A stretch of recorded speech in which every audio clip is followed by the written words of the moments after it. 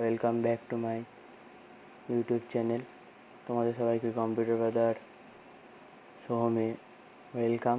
আজ আমরা শিখব কীভাবে কম্পিউটারে ফোল্ডার তৈরি করতে হয়।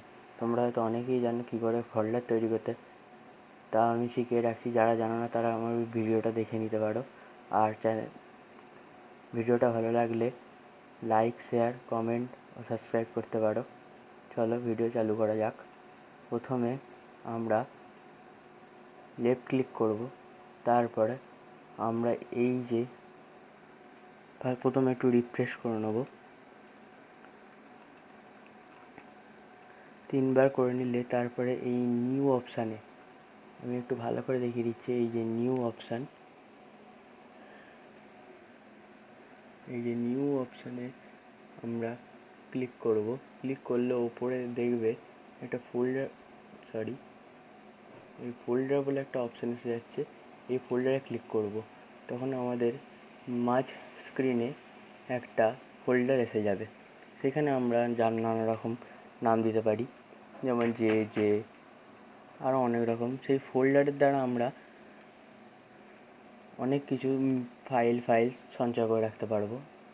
ঠিক আছে, চলো এবার আমরা শিখব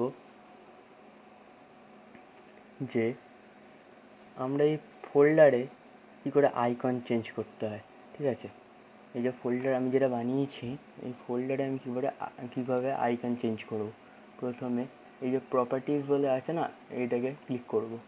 ক্লিক করলে এসে যাবে এই অপশানটা। আমি তখন চলে আসবো এই কাস্টমাইজেতে।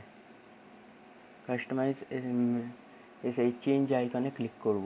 চেঞ্জ আইকনে এসে আমরা নানা রকম আইকন দিতে পারি। যেমন আমি এই আইকনটা দিলাম, নিয়ে ওকে করব।